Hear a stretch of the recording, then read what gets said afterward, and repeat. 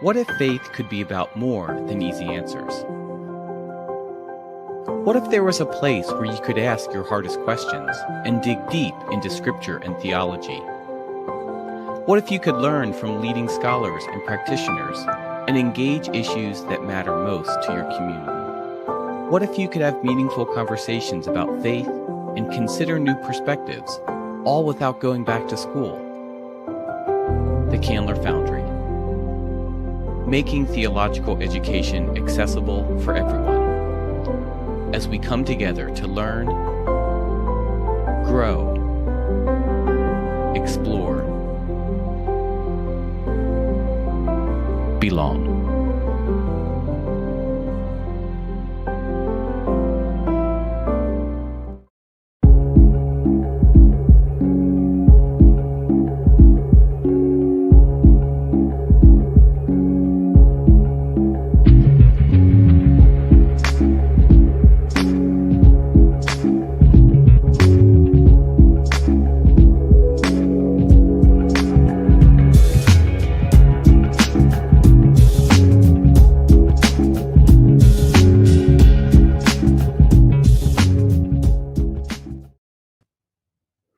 Hello, Candler Foundry friends. You may have noticed that we have taken the summer off from our books written by faculty or members of the Candler community on explicit subjects like theology and biblical studies. And instead, we have taken publications to the beach.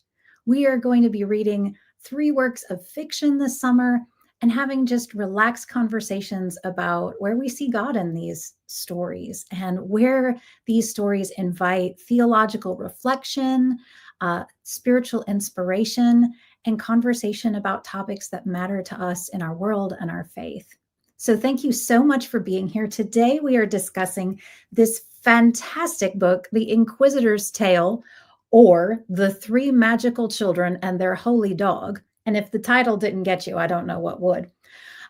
It's a fantastic book about 3 children in medieval Europe that all have been gifted certain powers, feats of strength, the ability to see the future, and really amazing gifts of healing. And it's about how they find each other and how they try to work through issues of faith as they try to do what's right in the world and as they try to exercise their faith as they each understand it very differently.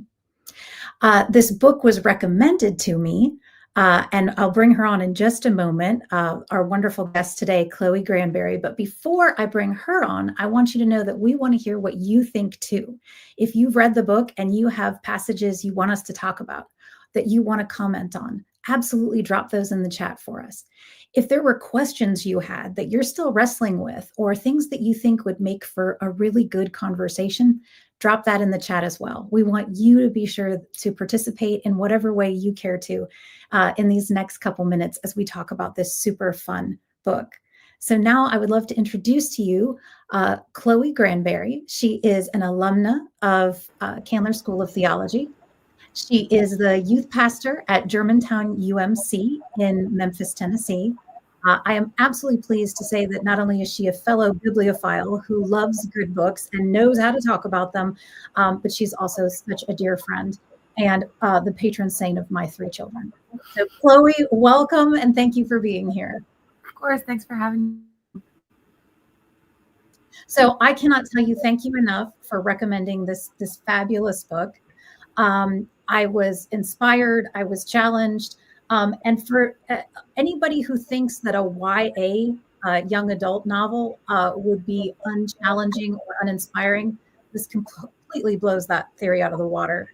So from your perspective, not just as a youth pastor, but as a reader, as a Christian, what was the number one thing that this book did for you or helped you to see? I think there are 2 answers to that question because I've read it twice. The first time I was just impressed by how well it was written and how well it was researched. It's set in medieval England, and that's the context I read it in. So I actually took a class on medieval young adult literature at Rhodes College. And so I read it in that class. And so when my first read, I was just really impressed by like how well researched it was. And at the end of the book, the author talks about how he's married to a medieval scholar, and it's like, oh, that makes sense. And so he talks about how like that's part of the inspiration for this book. But the second time I read it, I was just I love the way he talked about theology in the book. Like and just how interwoven theology and religion like was in the medieval time. And he displayed that and showed that, but also showed like a really beautiful like way of living into theology like that they had that I just like long for in our world. And so that's like my favorite thing about the book. And there are like many parts where that shows up. I think that, and I read this book the first time and I liked it. And I read it the second time and I loved it. Like it, and I cried multiple times, even though like I've already read it and I knew what happened. But I think to me, one of the most touching moments is the prayer that they have before the burning of the books. Like that, like it's so like that's so powerful like to me. So for some context, these three children, they all meet, and at this point they've gone on like several adventures together, and like they've encountered like these people who they thought were their friends and then betrayed them, and then the people they thought they were their enemies actually end up being their friends. And so this friend that they make, Michelangelo, like he tells them that there's going to be this book burning of Talmuds, like, and it's like something like 20,000 Talmuds that are going to be burned by the King of France, which is an actual real historical event. And they're tasked with saving some of these books. And so right before like they go to save these books, like they all like get together and they pray, and it's just so beautiful. Like, and it's not preachy, it's just like authentic to me, and that's just one of the things I love about this book. Oh, same. In fact, I have it underlined here. And for our listeners, if you haven't read it or if you have, this is like the most beautiful moment when the children are trying to figure out what to do. And this is the prayer that they pray. O Lord God, we have tried to hear your voice above the din of other voices, above the heresy, and even above the orthodoxy, above the abbots and the masters, the knights and even the kings. And though this world is confusing and strange, we believe we have heard your voice and followed it here to this place. Now, please, God, hear us. Help us, watch over us, and protect us as we face the flames of hate. Please, God, please. Incredibly powerful. And I love that they say they're trying to hear God above heresy, right? The things that are just wildly untrue about God, but also above orthodoxy. Like, what do we do with that? And how does that actually really resonate with us in our world right now in our moment? Yeah, that's kind of the question of the book. And like there's at the very end, the author's note, he says something about how as this book was as he was putting the finishing touches on the book, more than 140 people were killed in Paris by terrorists. And it turns out they planned the attack from the apartments in the town of Saint Denis, which is one of the towns where the book takes place. Mm-hmm. The tragic irony of this haunts me. Zealots kill and victims retaliate with killing. The cycle continues, extending forward and backward in history, apparently without end. I can think of nothing sane to say about this except this book. And like, I love that. And one of the things I love about it too, and I think that speaks to it, is that this is a book not just of one story, but of many, many, many stories. So the frame of the story is that there is this person who's an inquisitor sitting in an inn, and he starts asking questions. And everyone sitting in this inn, they start telling him about these children and all the things that they've heard about the children and all of the things that they know about the children and all of the stories that, like, all of their different perspectives on this story. And I think that that's one of the beautiful things about this book, is that it pulls together stories from so many different perspectives and says, like, what if it's not just about, like, this one thread of a story? What if it's about this thread of the story and this thread of the story and this thread of the story, and like weaving it all together in a very like Chaucer-like way, like, Yes. which 100%. I mean, it's clearly riffing on the Canterbury Tales. Yes, like it's very much like pulling from Canterbury Tales and like talking like this storytelling like bent to the book. It's just a huge theme of it. But I think that that's one of the reasons why it's so effective, is that like it's doing its best to pull from so many different viewpoints, and then like to sit together with them and say, like, what's true? Like, what's true about us and what's true about God? And like, it's incredible how much space he gives to that, like in this book. That's like a children's book, like for all intents and purposes. Yeah, it blows my mind that it's considered a children's book, when I'm like, oh my word, I feel like this huge corpus of thought has just been dropped on me, and it asks these really hard questions. And I love what you said about how it's speaking to our time, where we keep getting caught in this cycle of hate. And what do we even do with things like terrorism? Do you retaliate? You know, like how do you go about solving the problem? And I think that's something that this book does so well. Is and y'all, you know, I'm a New Testament teacher, so you'll understand that to me this just goes back to the gospel, right? These are the teachings of Jesus that say it's actually through weakness, not through strength, that we end up making the biggest impact. It's actually through loving our enemies rather than retaliating against them. And so those of you who read the book, you know that the children are being threatened with execution, and being threatened with persecution. And yet the moment that they're able to get the upper hand is actually when they serve their enemy, when they offer healing and rescue and redemption. That's the thing that neutralizes everything. It doesn't make all the problems go away, but that's actually where the real power is in this kind of weakness. And so I feel like this whole story is very much attesting to the power of the gospel itself.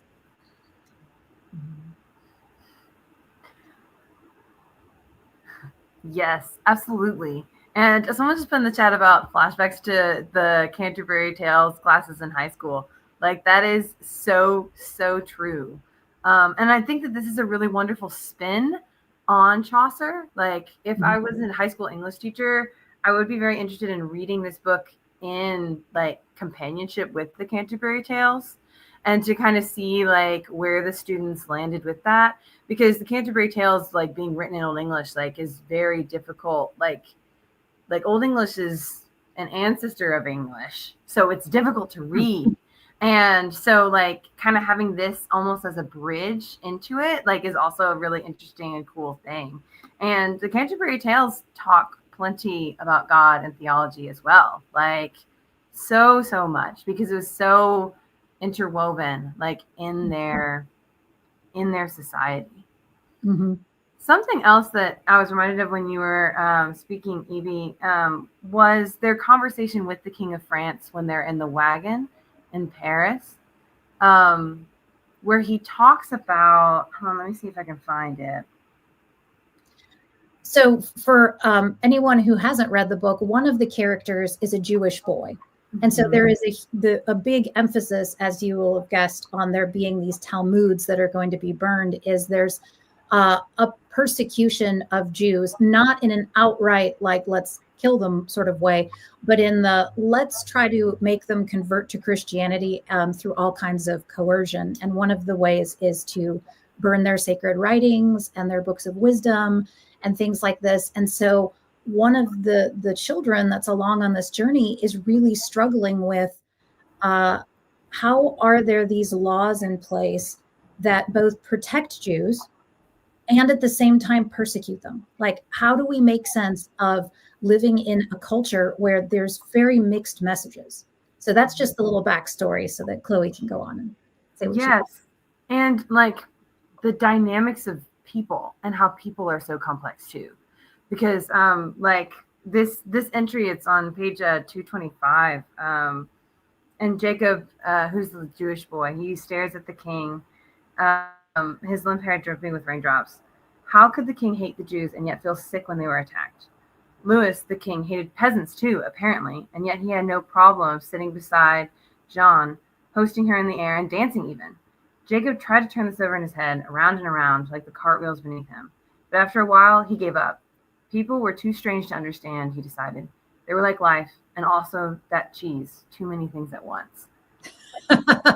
Like, it's just so, it's so beautiful. And like, to explain the cheese comment, there's earlier in the book, they end up at this, at a host's banquet, and they have some of this cheese. What's the name of the cheese, Evie? Do you remember?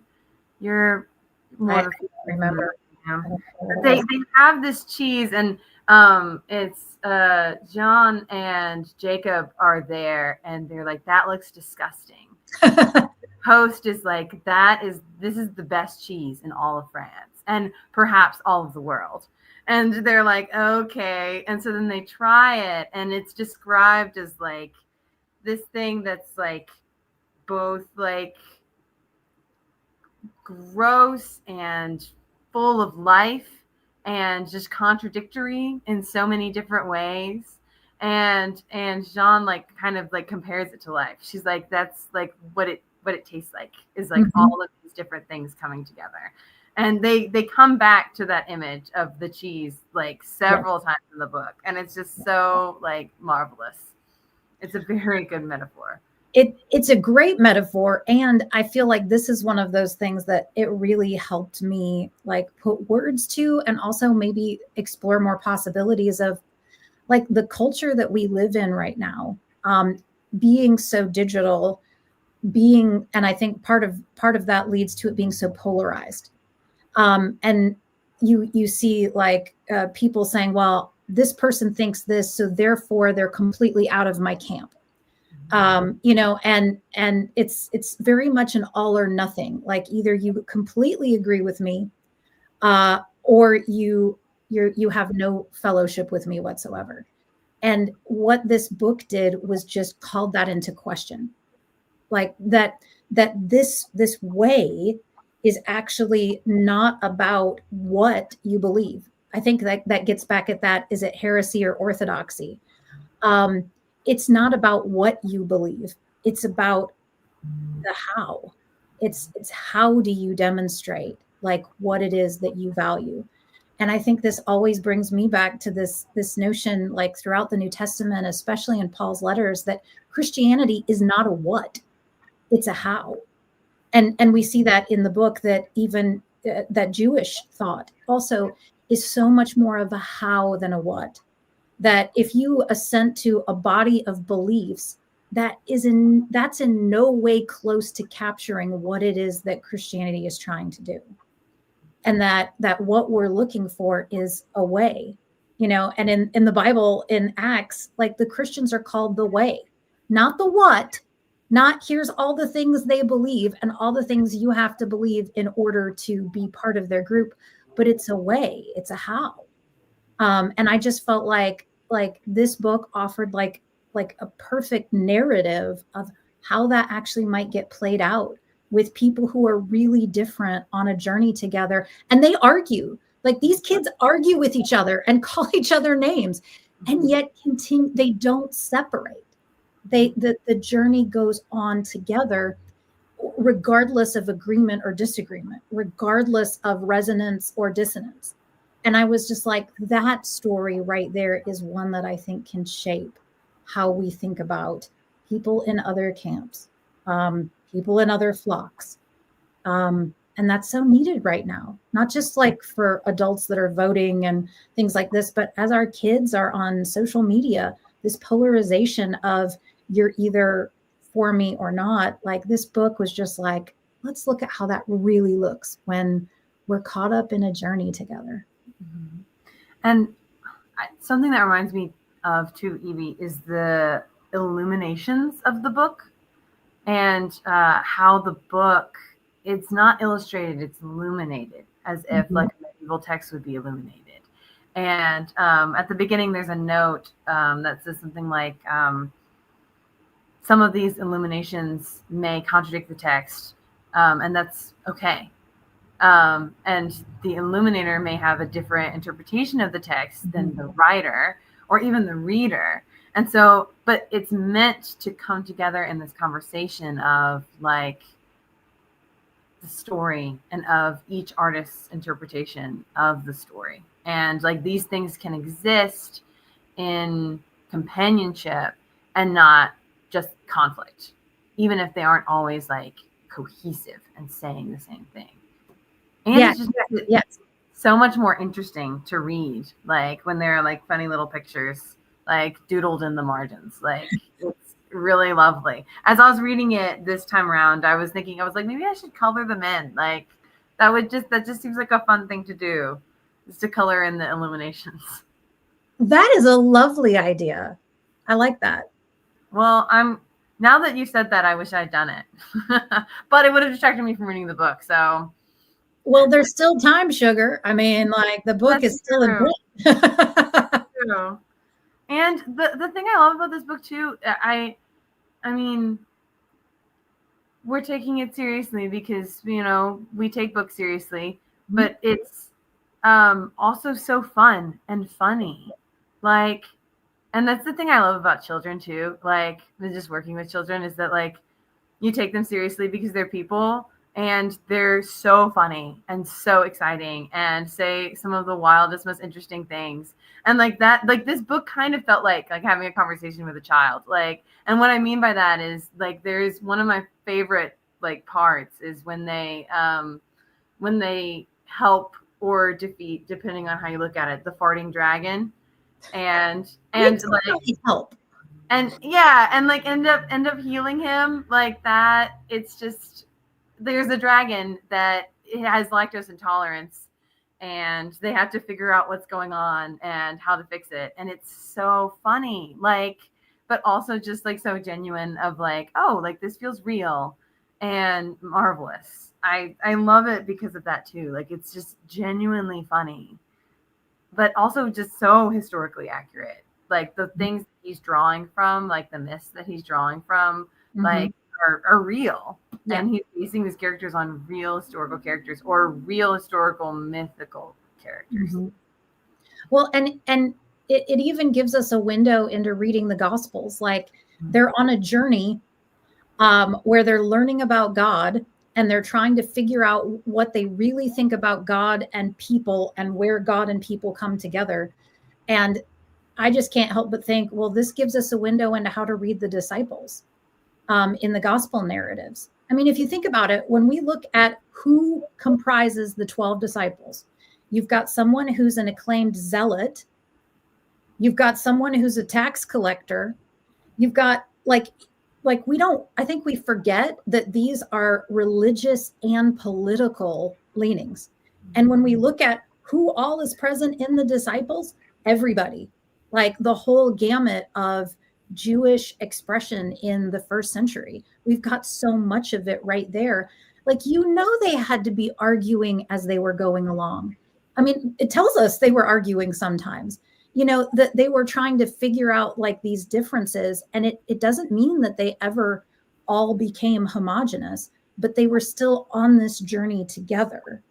And I think that that's something that like this story helps me like read those gospel narratives both a bit more compassionate with the disciples, because sometimes I feel like people are like, oh, the disciples were so dumb. And I'm like they're doing their best. Okay. Like they're people like you and me.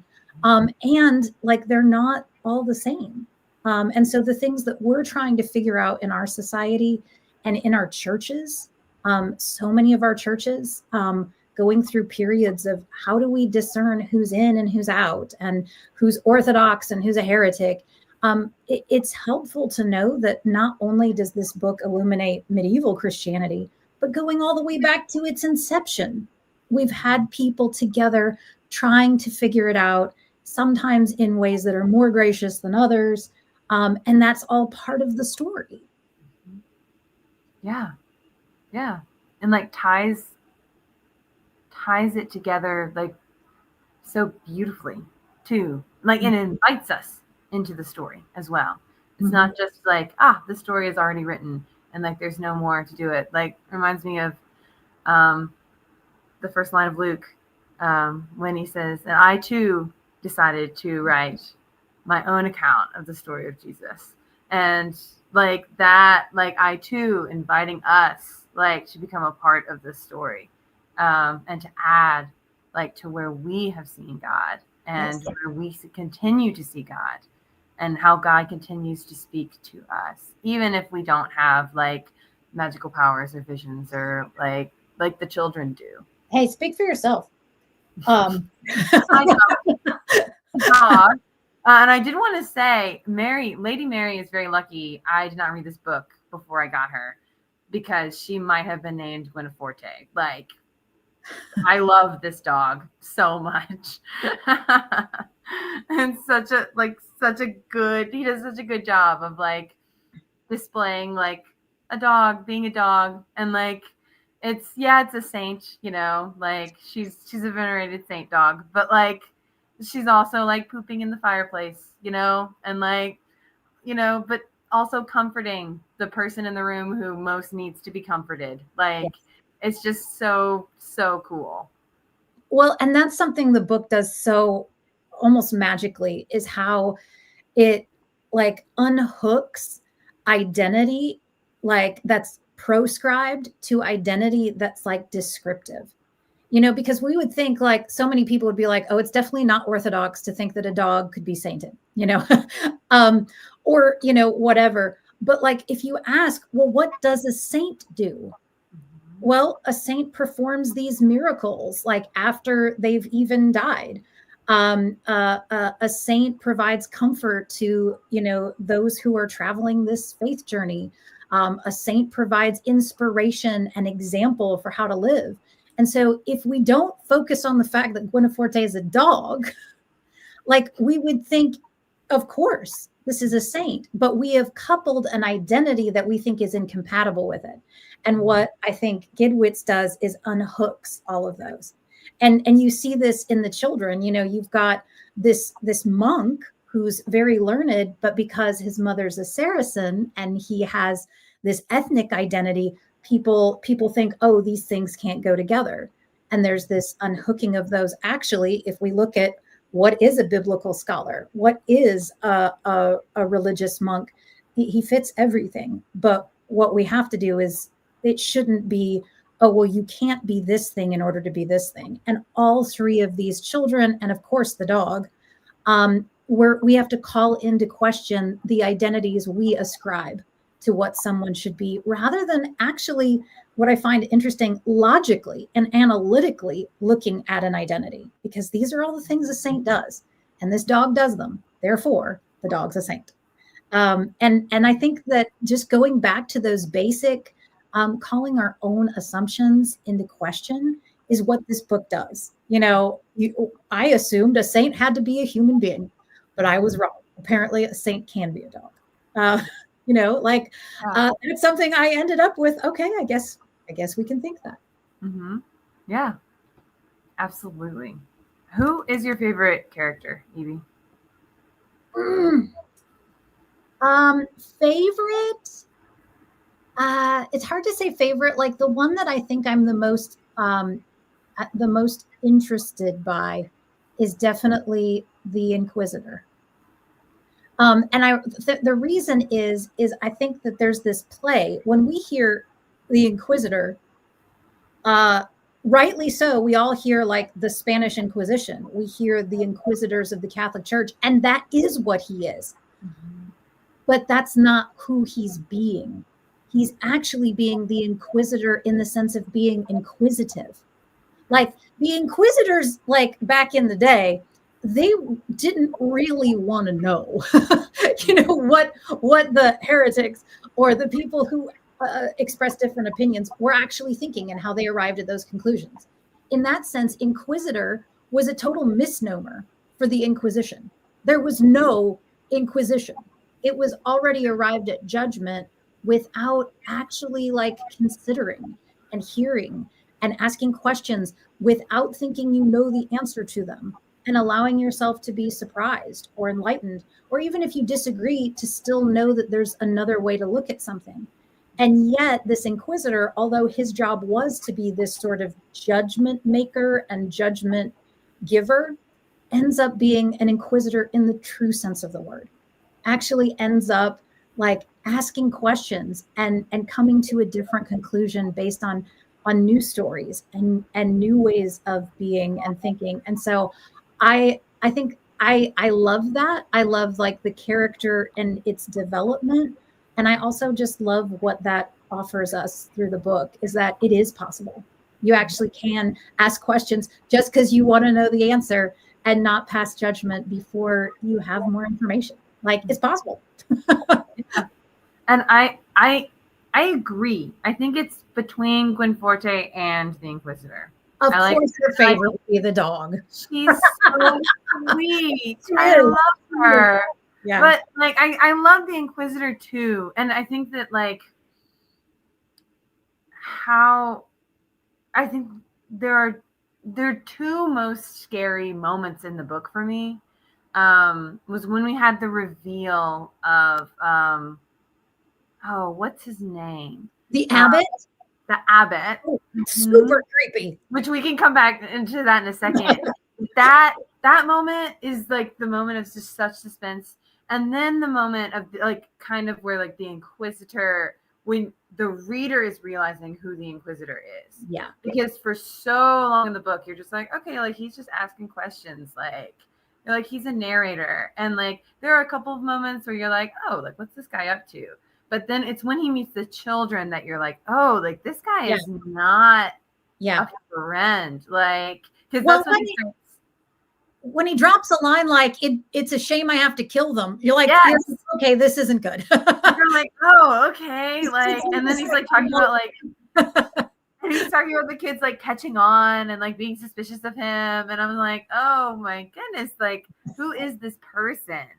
But then like when he's like, I can't do it. Like I was gonna kill you and I can't. And then tells his story. And like how I think it's so interesting too, like how changed he is by the children and their journey and their story, when his story is so separate from the children's story.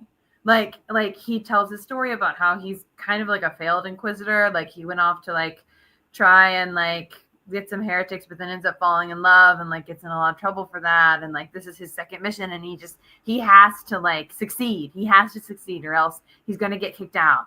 And it's like, that has nothing to do with like the events of like the children's story and the quests of the children. But like, because of their story, like he's transformed, like because of them and like their love for each other and like their love for like justice and what is good and right in the world, like that changes him. And like he like not only can he not kill the children, but he says to them, I want to continue your story. Like he like is convert too strong of a word, Evie? It feels like it is. But it's so funny. He's not converted to a set of beliefs. He's converted from one story into another story. Yes. And I think all of us know the truth of that as human beings, that there are stories that ours melt into and that ours get baptized into. We get married, we have children. My story doesn't stay my story, and sometimes it joins in with someone else's. And sometimes those are not in intentional ways either, like marriage and family and stuff. Sometimes we get put in places and with people, and we have this choice though, is there resonance of my story and theirs and mine, or do I want there to be? And I think that's the beauty of this, is the desire of the Inquisitor to be part of the story. That, you know what, I can choose what story I'm in, and I don't like this old story. I don't like going from town to town, and instead of falling in love with people or making friends, I kill people. I don't like that story, and I don't want to be part of it anymore.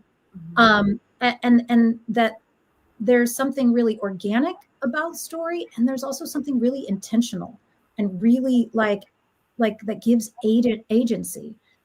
You know what, our stories are both, and those are the best stories, right? Yeah. And it's the story that like stops him from killing them, but it's their forgiveness of him that I think gets him to follow them. Like, and like that's kind of like, I thought that was such a cool like 2-part moment where he's like, he confesses to them like who he is, what he's there to do, and what he could have done, but that he couldn't do it. And then they forgive him. Like, and he's just like so blown away by it. And like that's the cool thing about it too. Like, and I think that that's very, very much maps onto my understanding of the good news of Jesus. Is it's like the story of Jesus, it like calls us in the same way. It calls me in the same way, where it's like, oh, like it kind of gets me to this point where I confess and I say like, oh, like this is not my story, but this is what I want my story to be. And then God in response says, yes, like, yes, let me make this your story. Like, and like you, like your old story is gone now. We're starting this new story with you. And that's not to say that like everything that I was before was erased, but it's to say that it's being transformed, like in this new and beautiful way. And like that's just such a cool, wonderful moment, like for the Inquisitor. Like, and like that's I think why the Inquisitor is one of my favorite characters too, is because of that moment and that moment of transformation. Does he kind of remind you of the Apostle Paul a little bit? Yeah.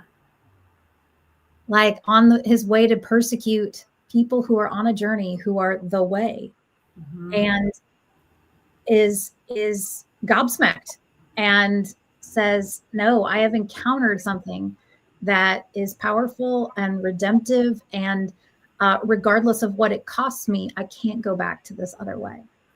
And I love the fact that Gidwitz ends with Michelangelo telling the kids, because they're like, are we going to die? You said we were martyrs. And he's like, martyr just means witness. Martyr just means someone who's bearing their testimony. So you've already been martyred. You're already people that are giving like their story to others in order that they might follow too.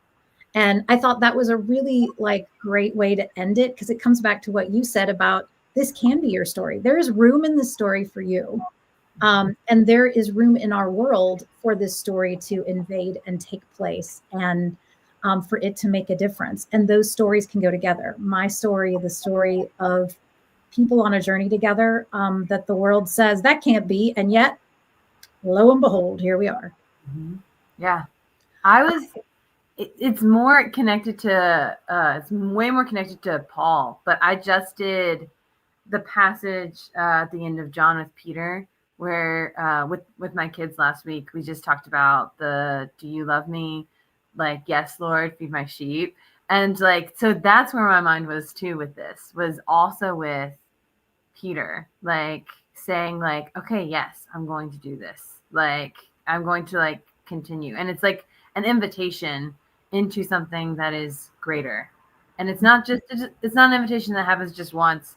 It's not an invitation that happens when you've done everything right. It's actually the invitation that happens when like you've screwed up, and it's like, all right, what do you do next? Like that's the invitation, is when you realize that, and God is asking us, well, what next? Mm-hmm. What's your choice next? Mm-hmm. And I think that that's such a cool moment for the Inquisitor, and that's the thing that kind of goes into him helping to save the queen too. Like, it's this choice of what next, and the kids have already made that choice, but the Inquisitor is like, that's the moment for him where he's like, all right, like, I just can't watch them die. Like, I can't do it. And that's so cool to me. Like, it's so cool. All right, final question. Not all of the questions in the book are answered. And the one that we're left with by Michelangelo is, who is the nun? So you all remember that there's a little nun who drinks a lot of beer all throughout the storytelling process at the inn. And at the end of the book, Michelangelo, when the Inquisitor talks about the nun, he was like, wait, was this lady like really little and kind of like mischievous? And he was like, yeah. He goes, did anyone else see her? He's like, well, no. And he was like, oh, I know who that is. And he said, it's the only people I fear, one below and one above. And so he's saying that nun can either be God or the devil. And he said they always show up as her. So the question is, in the book, which was it? What do you think?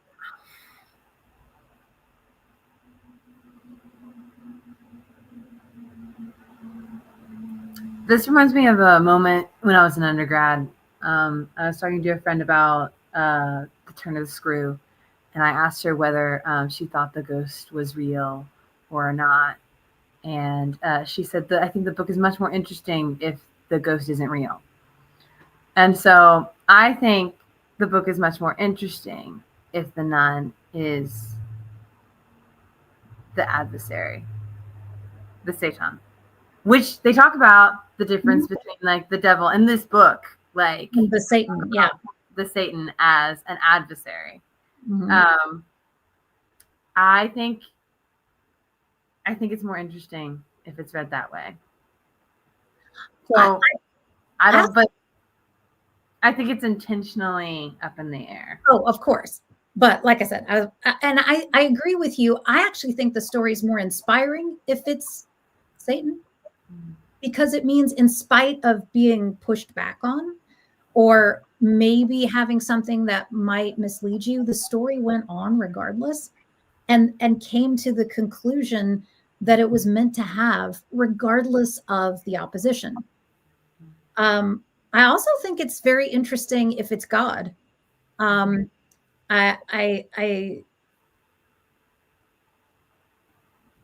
maybe I just like the idea of a deity that's drinking lots of beer I can actually identify with. I'm kidding.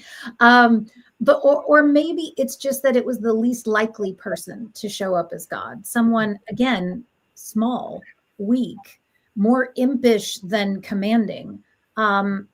Maybe that's also like fits into the story. And maybe, like you said, it's best if we don't know, and we always hold the possibility of both. But that was something that I really enjoyed thinking about as I mulled over the book at the end. That part of the book, it just has stuck with me a lot. Like, I mean, just this question of like, who is she? Like, it's something that I've brought up in several of my other, like, I took a contemporary tales class with Rose this past semester, and I brought up the nun several times, like, and about like, we don't really know like who she is or how she knows what she knows. But it could be either. And the story and the goodness of the story kind of happens anyway. And it's in its fullness. Or maybe, like everything else in the book, whether someone is your friend or your adversary is based on how you see them. Whether you see someone as the opponent or whether you see it as the divine help depends on you. And is there a way that we can read it both ways? But what that really shows us is, what do we want to see? Like those kids, you could see people from other religions as being your enemy, or you could see them as being your teachers. You could see them as being your guides. You could see them as being your friends. You could even see someone like the kids do, who's trying to kill you and persecute you, and instead see them as someone in need of help and in need of compassion. And so I wonder if that nun, whichever she is, really shows us more about us and what we want to see. It is about what they actually are. And isn't that what makes all the difference, is our own experience of what we choose to see in others and what we don't. Yeah. Well, I'm sorry, friends, if you were here to get a concrete answer to whether the nun was the Satan or a vision of God. And sorry, we cannot actually definitively conclude. But we hope that this conversation today has helped put a wonderful cap on reading the book for you. Or if you haven't got a chance to read the book, this makes you want to read the book. And as always, we're looking at ways where we can find God, not necessarily in the places that we're always accustomed to. But it's not always in church. It's not always in the Bible. But even in fun summer beach reads, we can still encounter the divine. We can have conversations with each other. We can deepen our faith. So thank you so much for joining us. Chloe, thanks for being here again. This was so fun. Of course. Yes, I enjoyed myself. All right. Well, we will see you all next month back here on July 18th as we discuss The Parable of the Sower by Octavia Butler. So don't miss it. Be sure to get a copy of the book and read up for next month.